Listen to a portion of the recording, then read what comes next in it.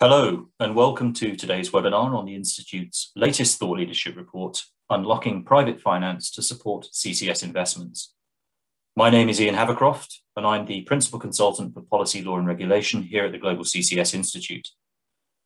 For those of you unfamiliar with us, the Institute is an international think tank whose mission is to accelerate the deployment of carbon capture and storage, a technology vital for tackling climate change and delivering climate neutrality. We have a hugely exciting program for you today, which will include a presentation of the report and a panel of climate and finance experts. Towards the end of today's session, we will have a live Q&A where we will pose audience questions to our speakers. You can submit your questions throughout the webinar using the Q&A function on the Zoom control panel you see at the bottom of your screen. In the coming days, a recording of this webinar will be made available on the Institute's website. Today's event will focus on the key findings of the Institute's latest thought leadership report, which highlights the need for a significant increase in private sector funding towards CCS if international climate targets are to be reached by 2050. Joining us is the author of the report and Senior Consultant for Policy and Finance with the Global CCS Institute, Dominic Rasool. I'd now like to hand over to Dominic to take us through the key findings from the report. Dom, over to you. Many thanks, Ian. Good morning and good afternoon and perhaps even good evening to all of you who are in attendance. And thank you for joining us. As Ian said, I'm Dominic Rasool, so I'll introduce myself no further, other than that I am part of the commercial team at the Global CCS Institute, working on policy and finance. So without further ado, I'm going to run through a few slides that cover the key messages of the report, and I'll try and do this as concisely as possible so that we can move on to the question time with the panelists. Thank you. So the next slide, please. So the need for CCS is the first topic that we'll be looking at. Why is CCS important to climate change, and why is there this need for us ultimately to seek private investments in CCS? What you see here is a diagram of the IEA's Sustainable Development Scenario. And where we are right now, as you can see on the left-hand side, is around 33 gigatons of CO2 being emitted per annum globally.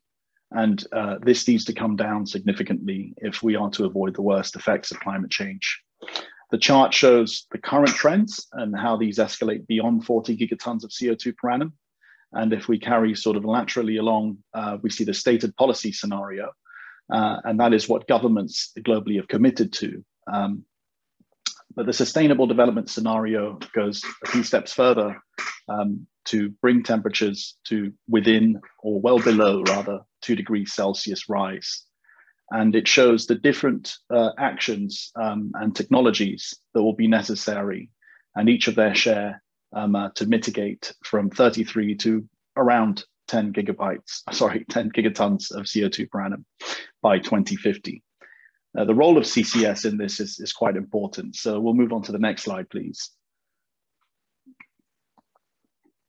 So the latest figures tell us from the IEA SDS that CCS will be responsible for around 15% of the world's emissions reductions in total. And that's an equivalent of around 5.6 gigatons of CO2 per annum. And we estimate this to be in the region of around 2,000 CCS facilities that will need to be deployed by 2050. By contrast, we have around 20 odd facilities in operation today. And so therefore we need to massively increase the rate of deployment of CCS. But CCS facilities are capital intensive, and as we shall see later, investing in them can be a bit risky. So let's just try and get a better understanding of the overall cost. So the next slide, please. The cost of CCS is expected to come down as deployment progresses, and that rate at which it comes down will depend on the learning rate that sort of manifests, and experts estimate that to be sort of 10% or maybe as high as 20% for every doubling of capacity of CCS. So if we just move on to the next slide, we then get the full cost estimate of around 655 billion US dollars. If we have a 20% learning rate, and at a 10% learning rate, it's equivalent to sort of 1,280 billion. But of course, the cost could be much higher than that, depending on how things progress. So over to the next slide. Given these high costs and the capital requirement, we see that as far outstripping what governments are willing to provide in the time scale necessary. Yet we have trillions of dollars that are locked up in the private sector. So sort of applying private finance to CCS investments is probably the best way in which we can meet the deployment target for CCS. But as I said earlier, investing in CCS comes with its risks. So over to the next slide. Here on this diagram, we see a number of different market failures associated with CCS and how these translate to what we call hard to reduce risks. So across the value chain, you have all of these different market failures occurring, but what I'd like to bring to your attention is the hard to reduce risks. And these are the risks that governments ultimately must manage, and they must be reallocated to the parties that are best suited to bear them.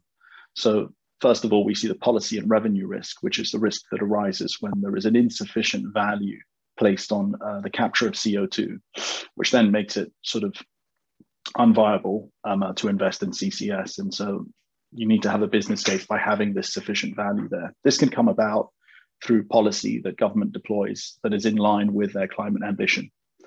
Secondly, we have the cross-chain risk, which occurs when you have a single capture facility connected to a storage site via pipeline. And the problem that arises there is if any of these elements becomes unavailable during the operation or construction of the project, then the entire value chain is then sort of jeopardized. And so that poses a significant performance risk. And finally, we have the long-term storage liability. And this is the very unlikely but high impact risk that can occur if there is leakage at any point in time post-closure. So while a private company might put into place mitigation measures to manage the possibility of leakage throughout the operation of a storage site, post-closure, private investors will be very unlikely to bear that risk. So there needs to be a system of laws and policies whereby the liability is transferred from the private sector investor to government post-closure. So this is sort of like basic table stakes for if we're going to have CCS being deployed, these hard to reduce risks need to be covered. That said, the next slide, please. We also have general project risks, which are your sort of generic risks that will occur in any large scale infrastructure project.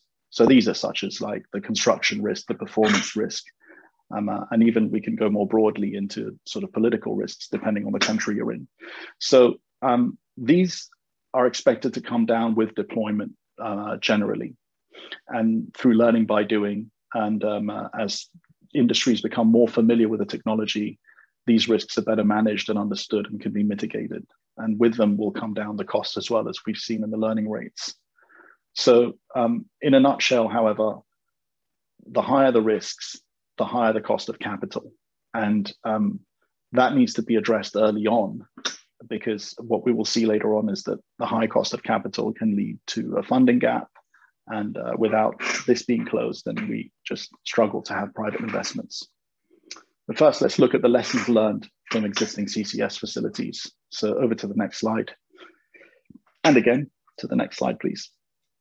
In front of you, you have a figure showing all of the different facilities currently in operation or in construction. And very few of them actually have suspended operation, unfortunately. Nevertheless, the message that we want to draw here is sort of what have been the conditions and the characteristics that have led to the positive fit and operation of CCS projects globally. Of course, we see a large distribution of these projects being in the US and North America, but that's not really the point. What we see here is that most of the projects have relied on low-cost capture opportunities, which is mostly in the natural gas processing, where CCS is a pre-existing sort of, not CCS rather, the scrubbing of carbon dioxide is a pre-existing requirement. And so the additional cost of actually having full CCS is not very high in relation to the existing costs. And so then it's been easy to deploy CCS, or relatively easy to deploy CCS across these sectors. But this has also been complemented by enhanced oil recovery, which either supplements or is the only way in which CCS projects obtain a reliable source of revenue to justify the business investment. And so the CO2 then is used either sold to an off-taker as part of a broader project.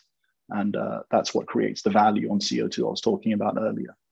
And then finally, I think the other takeaway here is the provision by government or state-owned enterprises.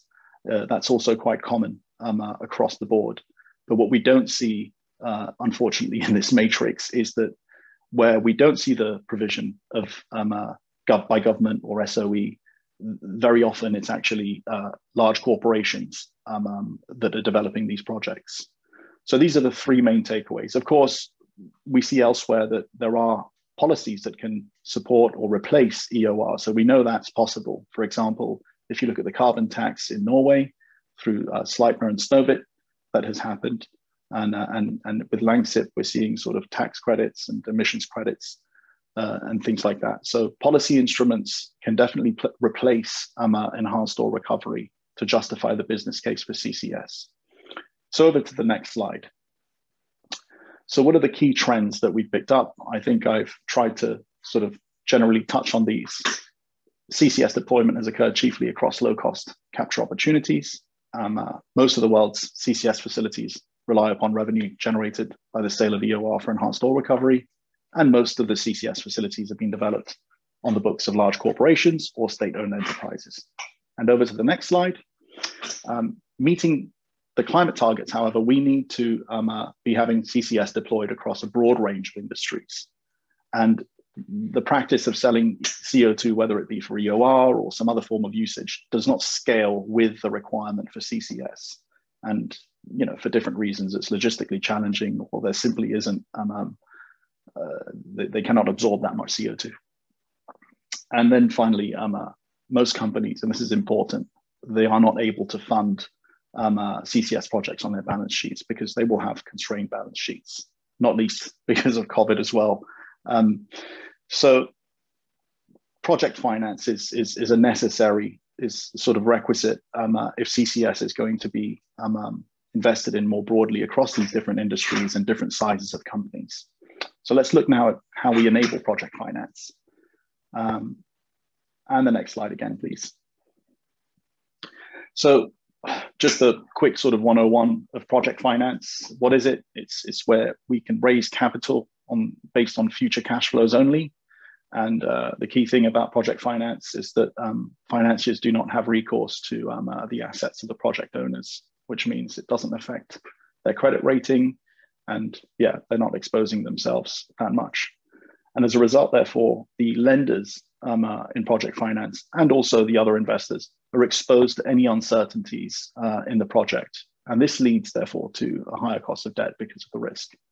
And that is on top of the general project risks I'd mentioned earlier, notwithstanding whether or not governments have created a business case. But in this case, we assume they will have. And that's why we're looking at project finance. So the other thing is that it allows multiple equity investors, which suits smaller companies. And perhaps we can start thinking about shared transport networks, for example, is the sort of application where it can we can utilize that particular characteristic of project finance.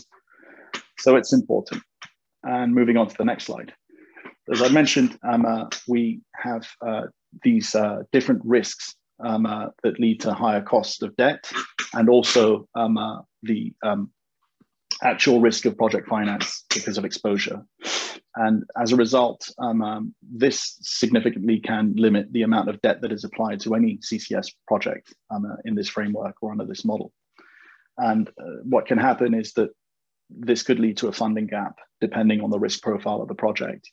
And as such, that funding gap needs to be closed. And it could be the role of government to step in through its, either directly, of course, or through specialist financiers, using, for example, grant funding or impact sort of finance, which is providing finance in the absence of, the market being able to do so in an acceptable rate. So moving on to the next slide, please.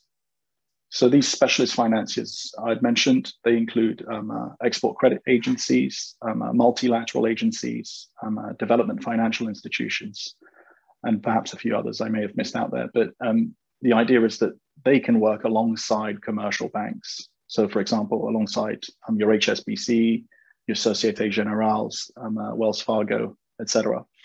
And export credit agencies can be mandated, for example, to go out there and support exports abroad, which can be important when we start considering CCS in developing countries, for example. And we'll touch on that briefly later on.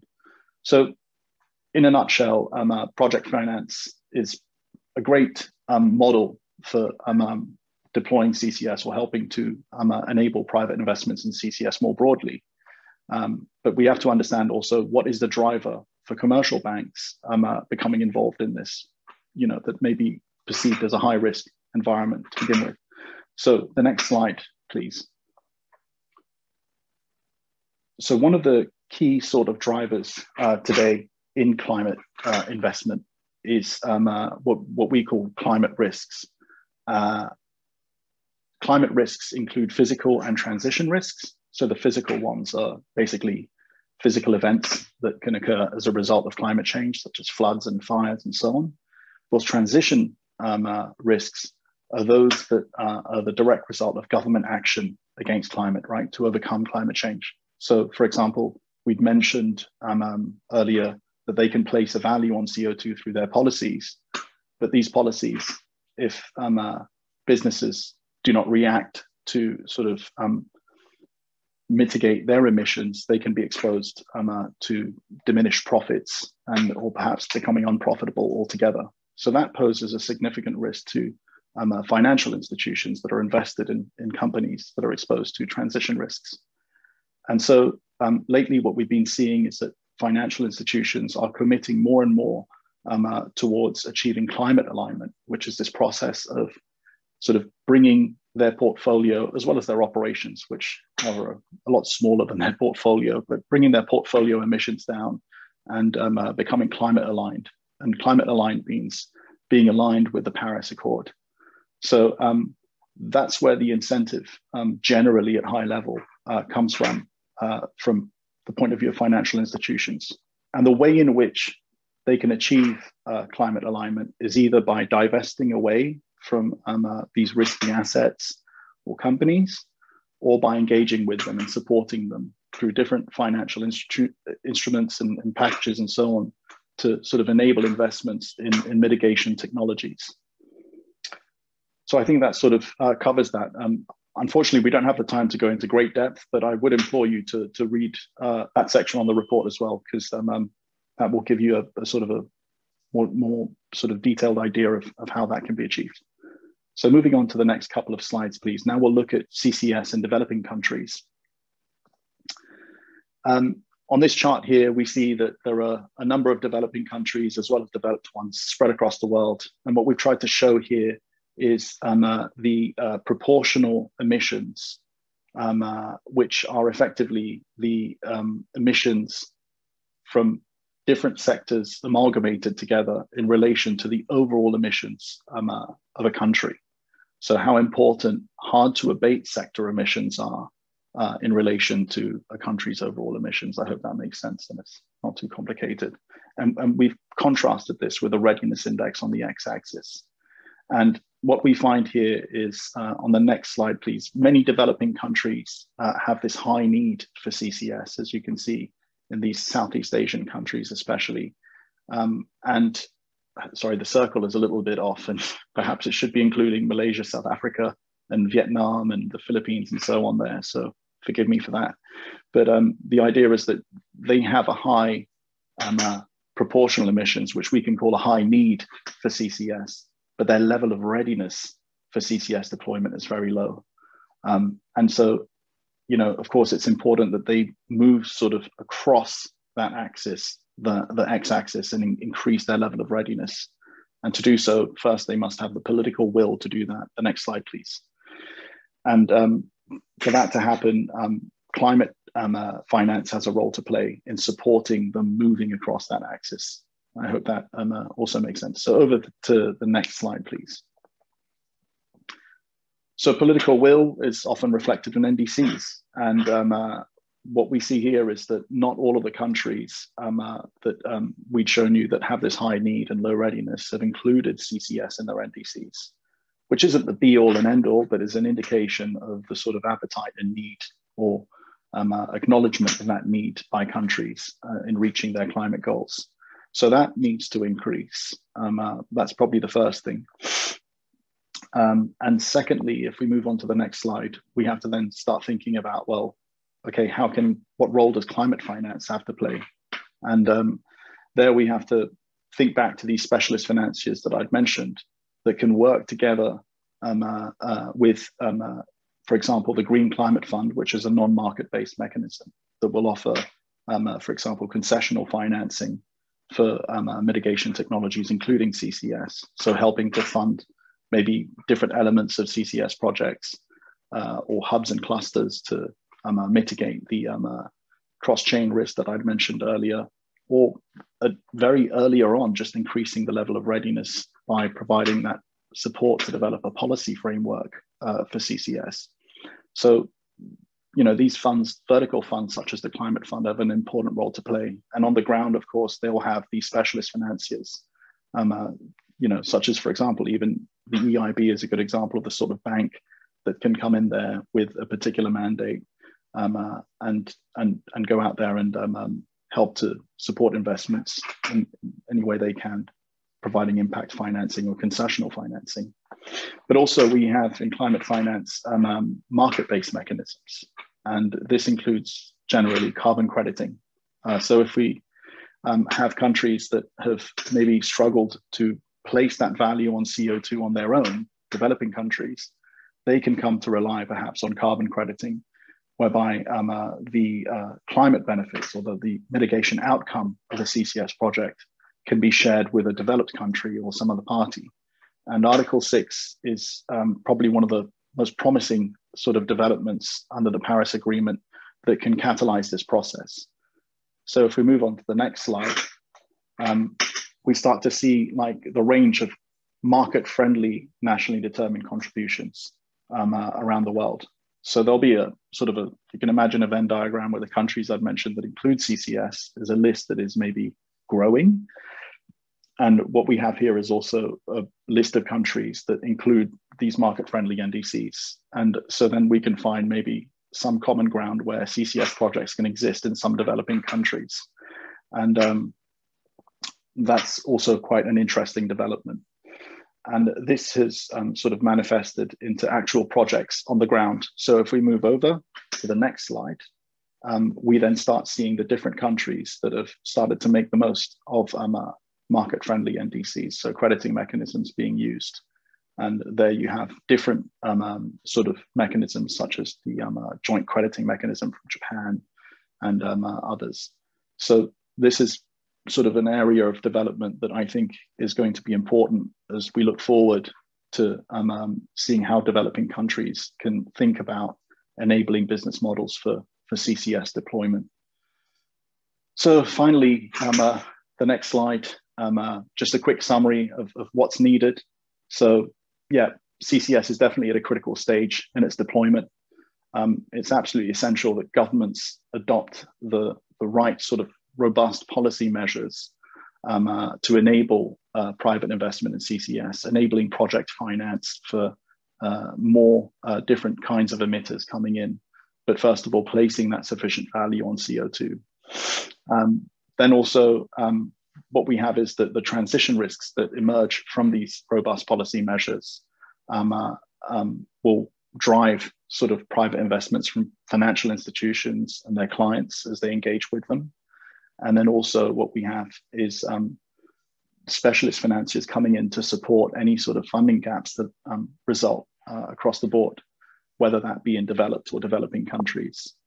And then finally, of course, the actions that are necessary to support early deployment in developing countries, those will have to increase dramatically over the coming years, because we have to also bear in mind that the long lead times that are associated with the development of the CCS project will also impact whether or not we can achieve the outcome we need by 2050, which is these 2,000 facilities. So with that, I'll say thank you, and I'll pass the mic back to Ian. Dominic, thank you very much. That was a really insightful presentation. That was great. We're now going to move on to our panel session to speak further about the value of carbon capture and storage climate policy and mobilizing private finance to support CCS. We are very fortunate to have with us three policy and finance experts, and I'd like to introduce them individually. We have Eduardo Famini Silva, who is the Director of Natural Resources and Energy with HSBC, Esther Badiola Guerra from the European Investment Bank, where she's the Senior Mandate Manager and Climate Specialist, and Allan Baker, Global Head of Power Advisory and Project Finance with Societe Generale. Welcome all, and thank you very much for joining us. Now, I noticed that we've already had a number of questions coming through. I shall do my best to collate these. And I think we have roughly about 25 minutes for questions, so please feel free to keep sending them through, and we'll do our best to collate them. Dominic, I'll also invite you into the panel at some point as well, as the report author. But what I'd like to do is just kick off with a couple of questions. And firstly, if I may, I'd like to start with Esther. What policy trends and opportunities do you think help encourage investment in CCS? Thank you, Ian, and thank you to the Global Carbon Capture and Storage Institute for inviting the AIB to this panel.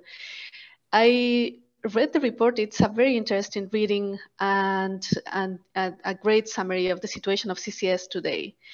I think that the policy environment is gathering momentum day by day. Yesterday or the day before at the Financial Times, there was an article that was saying that key elements of the climate revolution were coming little by little together, and it is true.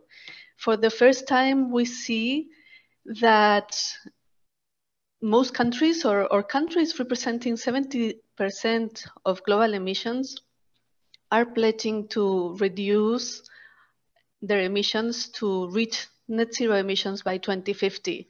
The European Commission, where the EIB with whom, sorry, the EIB partners with, already, well back in 2007, they came with the 2020 package, but then progressively in year 2018, they presented the Clean Planet for All, and in year 2019, member states adopted the Green Deal, and now, a year ago, they approved linked funds to support this Green Deal inside and outside the European Union.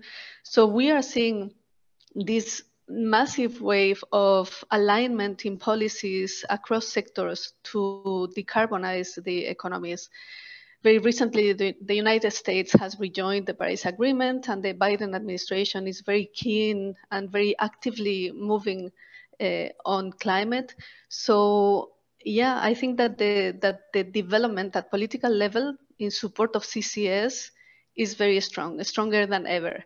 I think we have realized that now it is urgent to move as fast as possible. So as Kristalina Georgieva says, very often we need all hands on deck to be able to progress. Particularly for the EIB, we recently approved increased ambition for climate action. In the year 2020, that year we provided more than 66 billion for climate action And out of this 60 billion, 66 billion, a very significant part goes into energy transition and into the energy decarbonization. We have committed to increase by year 2025 to provide lending for climate action and environmental sustainability of around 50% of our annual lending, and to provide 1 trillion or mobilize 1 trillion investments before the year in the next decade, the critical decade for climate action. So as you were asking, Ian, I think the trends at policy level could not be more favorable for CCS. That's great. Thank you very much. From a commercial perspective, I'd be really interested to hear both Eduardo and Allan's view on the same point. Eduardo, perhaps if I may start with you. Yeah, I think the question, what to do to encourage CCS, I think politicians are doing a lot, as Esther said. They are missing some opportunities, in my view. There was this big announcement made with fanfare yesterday on the Fit for 55 policy, with mentions to carbon sinks, but no mention to CCS. And these are missed opportunities to get stakeholders, the financing community more excited on CCS as part of the solution. I think for us, within the private sector, there are a number of policies that should be implemented and as rapid as possible to enable us to have a framework which allows us to deploy capital to support CCS and overall the transition efforts. Within CCS in particular, the major issue is price signals and the certainty on revenues on these projects. So we have seen progress on government policy to ensure that there is a proper price signal.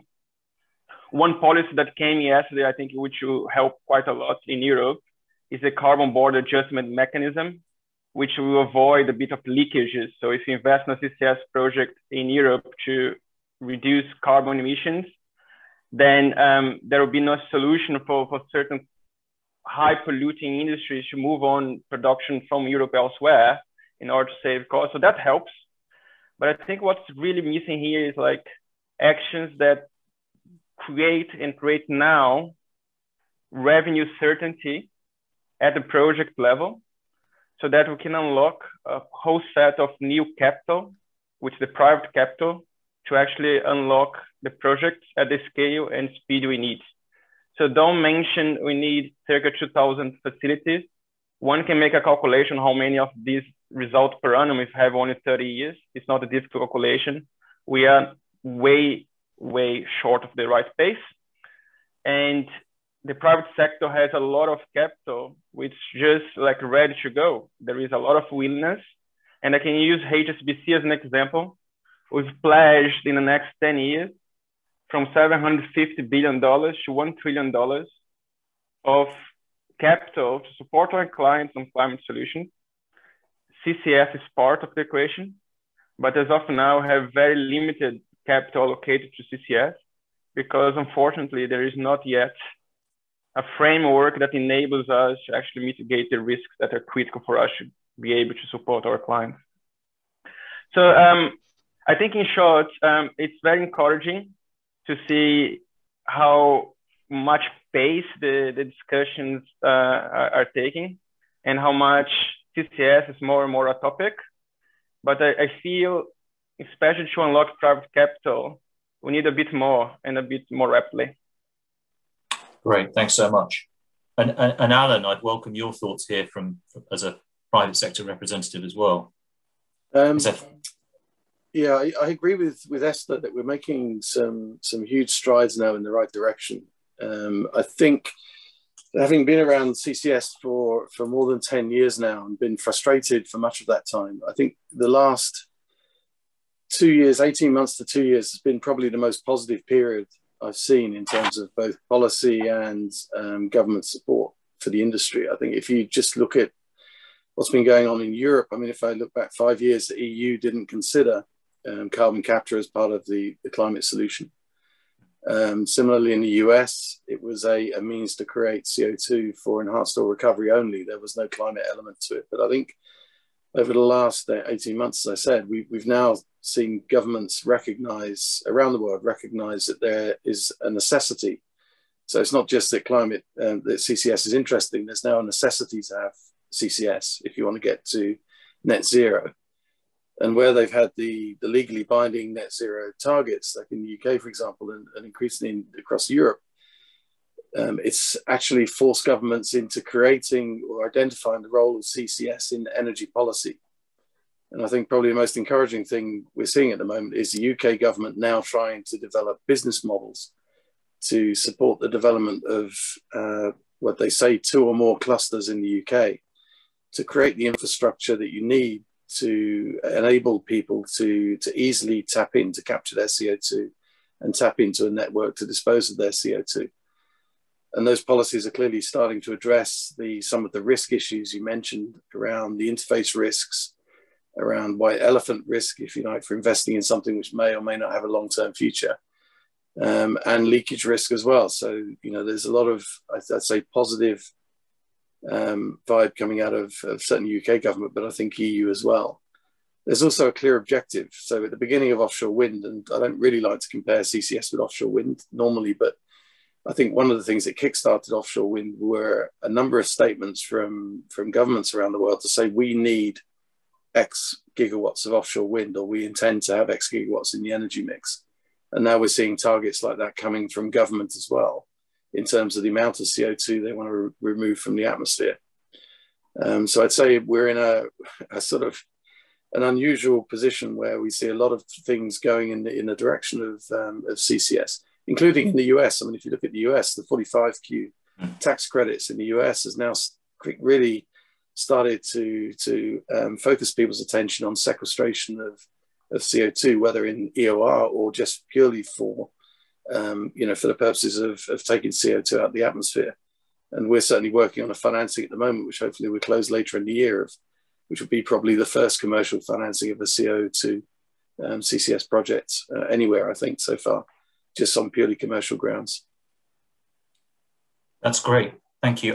Allan, something that you just mentioned at the start of your comments just then, I'd like to sort of revisit, and that was your own personal experience in the sector. And you mentioned you've been looking at this for 10 years.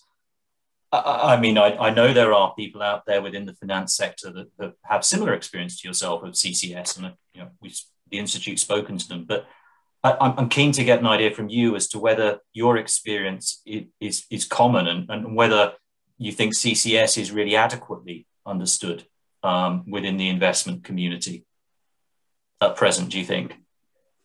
I'd say that there is a limited amount of understanding. There are a handful of banks, I think, who've looked in a lot of detail at CCUS.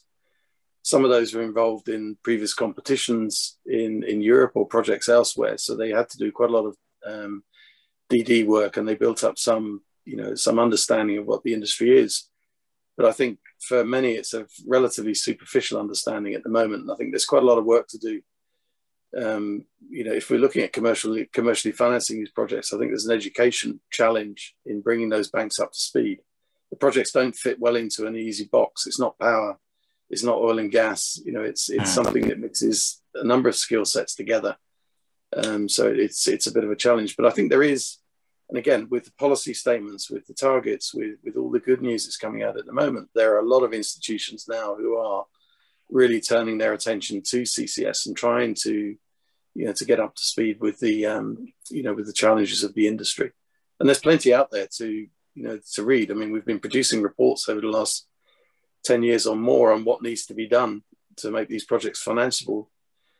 So there is plenty to get your teeth into if you want to understand how to finance the sector.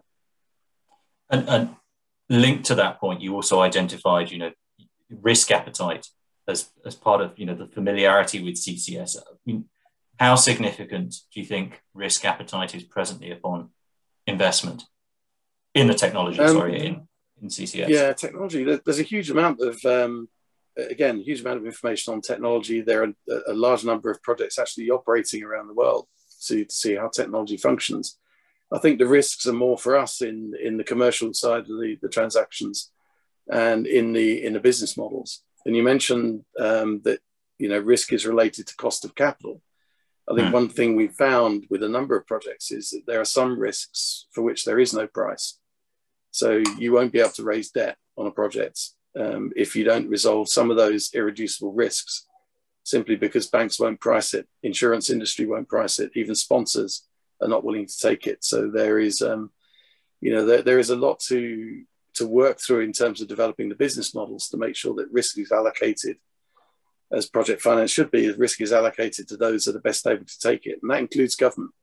There's a role here for government in backstopping some of those risks. To make sure, it's almost like a sort of, a sort of stop loss type backstop where, banks know what the downside is, sponsors know what the downside is. Thank you. Esther, I'm intrigued to hear your view on this coming from a slightly different sector. But just before I come to you, Eduardo, would you share some of Allan's views on this? Is this an experience that you've seen with HSBC? Yeah, absolutely. I'm with Allan that I would say the knowledge of the technology nuances of such projects is still relatively superficial. Now, there is enough knowledge for us to support our clients if the frameworks were present. I think the key hurdle for us is less knowledge about the technology. And for us, I mean the investment community and finance community in general. The key hurdle is more commercial. I think there are risks that are difficult to mitigate, as Allan mentioned. I think the most basic one, as I previously mentioned, is the revenue risk. Especially if I talk about debt financing, downside protection is key. So some sort of backstop, especially at the revenue level, i.e. revenue for a CCS project is sale of carbon or capture of carbon. So there is a carbon price and a minimum carbon price needed to justify the investment in these projects, which are quite expensive. So some sort of policy framework that would backstop the revenue risk, that would be absolutely critical. And that would, I think, be the bottleneck rather than call it the lack of knowledge. I think knowledge can be, there is plenty of materials and information out there. And I think knowledge can be a hurdle, but not a difficult one to overcome. I think the framework is the critical path here. Thank you. Esther, I alluded to being really keen to hearing what you had to say from an investment, from a multilateral perspective. Would you share similar views on these issues? Yeah, I concur with everything that Allan and Eduardo have said. And I would, well, it is clear, I think Dominic in his presentation, he showed a chart and an indication that we would need some 100 of facilities per year if we were going to meet this 15% emissions reduction with CCS. And today we see that maybe only 20 facilities around the world are operating. So it is clear that there is a mismatch between what is the objective and what is the market reality. I would say also that maybe in another chart that Dominic was showing, we see that most of the facilities that are currently operating are linked to enhance oil recovery. I think that from a policy perspective, the CCS still needs to demonstrate that it can be very useful for industrial installations in hard-to-abate sectors that are not linked to fossil fuels, because this is what investors want to see now. We are seeing a very powerful wave of ESG investment in the industry.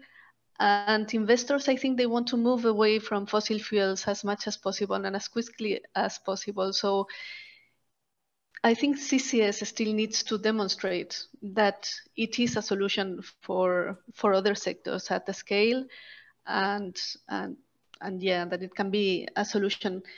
And then another thing that I wanted to mention, together with this ESG wave with investors, is that, you know, I concur with Eduardo and Allan on the risks. There are still with CCS risks that are perceived and very difficult to overcome, even with the help of public resources as grants or as financial instruments or the risking mechanisms.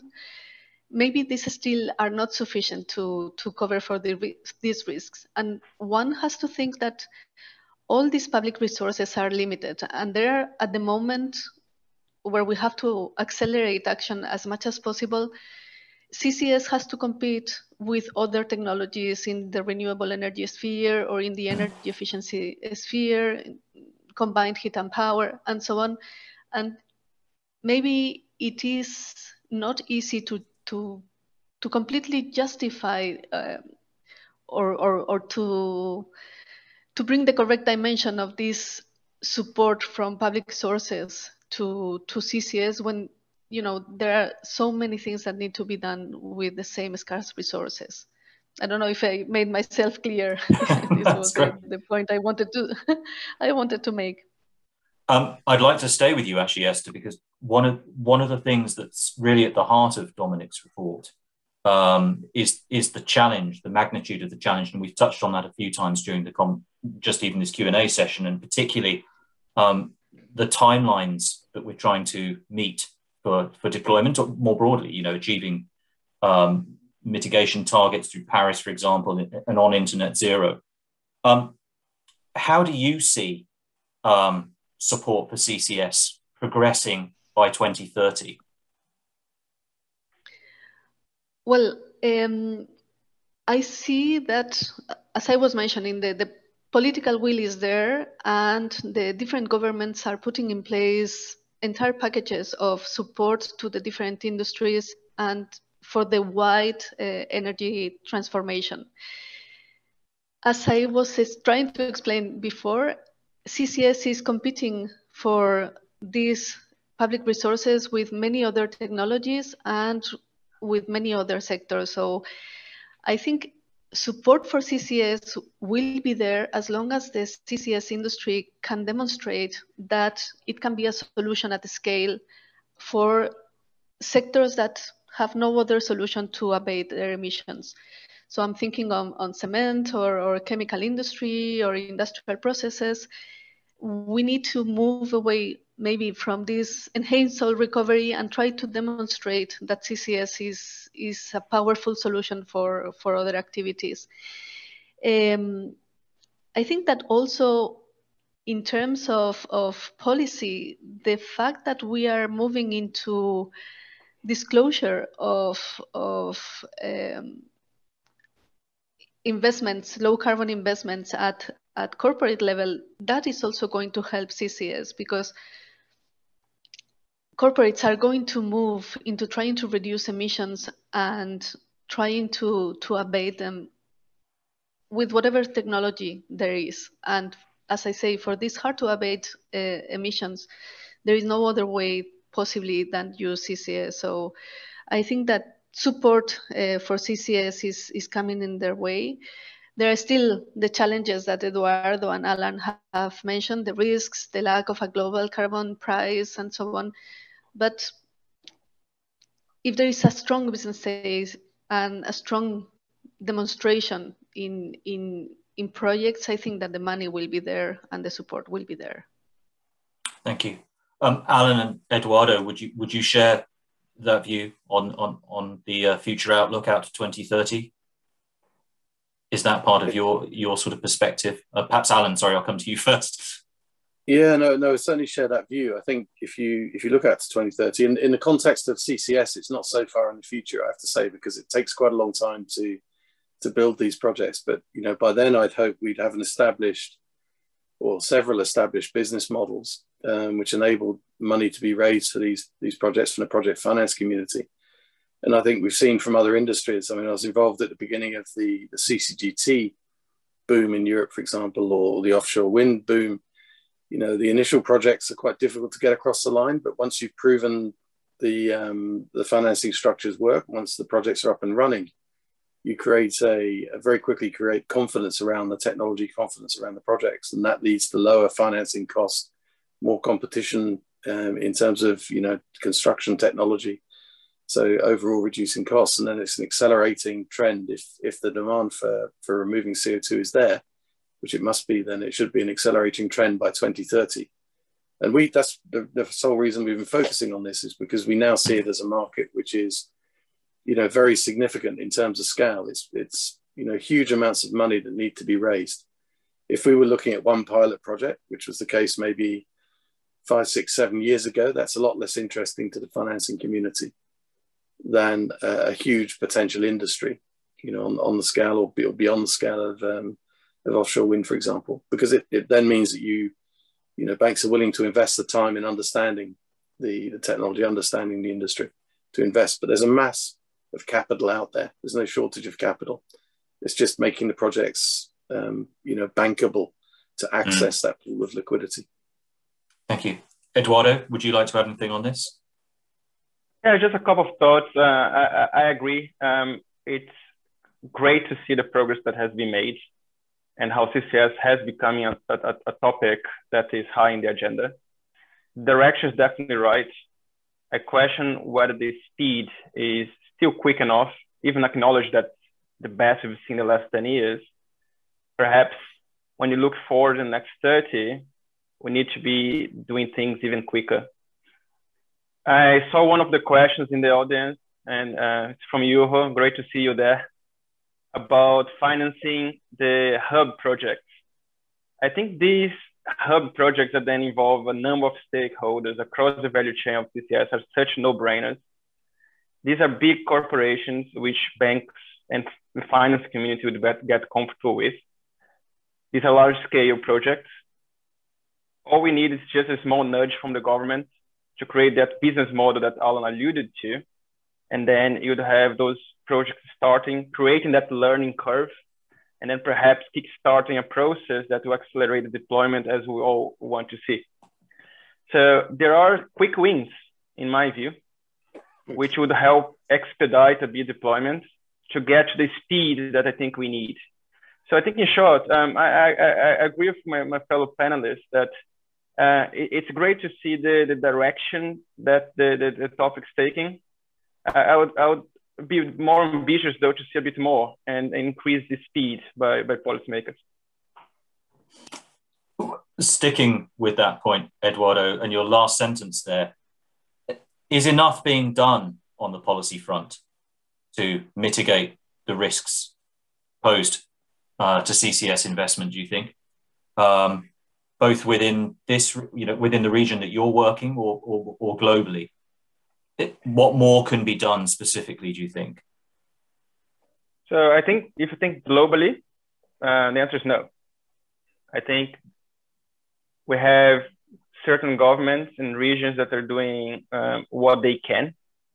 And it's not that the governments are to blame. It's just the topic is so novel that it's hard actually to expedite. I think people, the stakeholders need to perhaps call it keep the pressure high so that the topic continues to be high in the agenda.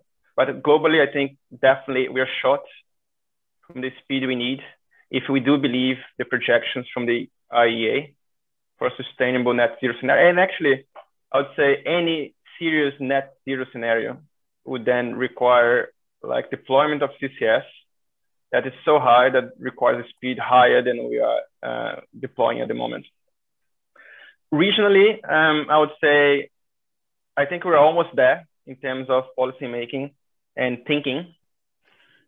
I think we're just at that stage where there is a lot of alternatives and solutions discussed and a lot of good thinking, a lot of potential workable solutions, business models and framework, but we need to execute those.